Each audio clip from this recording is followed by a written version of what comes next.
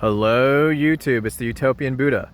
So today I want to talk about three things: social reform versus spiritual reform, karma, and the relationship between antiquated or old or barbaric notions of karma versus more modern and moral interpretations of karma.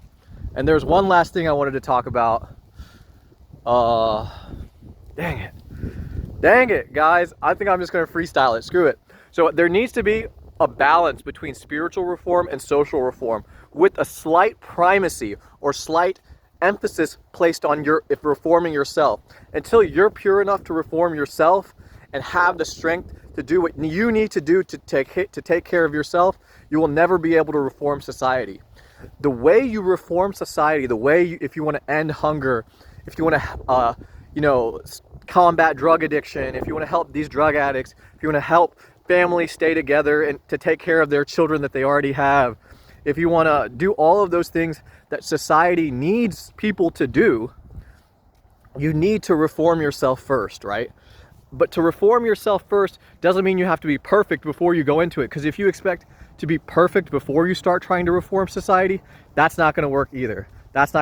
You have to work on yourself as you work on society. And the way you have to try to reform society is not through struggle, right? The struggle against drug addiction. Do you want to fight drug addiction, or do you want to heal people of drug addiction? Do you want to fight world hunger, or do you want to feed children? Just feed children. Forget world hunger, forget ending world hunger, forget the fight against drugs, forget the fight against this. If you fight, anything that you fight will maintain itself. So do not fight. The way to solve social problems is joy.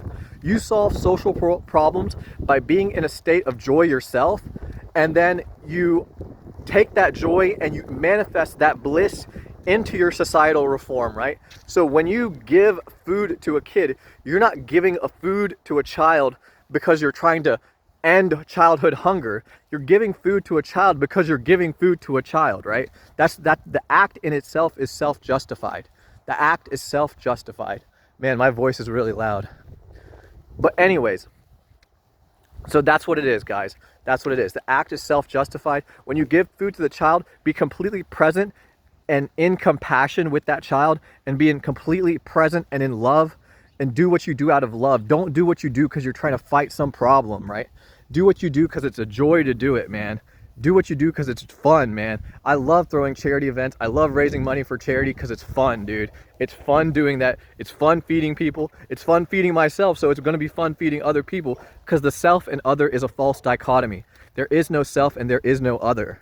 Truly, there is no self and there is no other. Therefore, karma is an illusion. To say that that guy has bad karma and I have good karma, therefore I deserve what I got and that person deserves what they got, that's illusion. God is unconditional love, right? God is unconditional love. There is no separation. Ultimately, all of us have the same karma, and even more ultimately than that, karma is an illusion.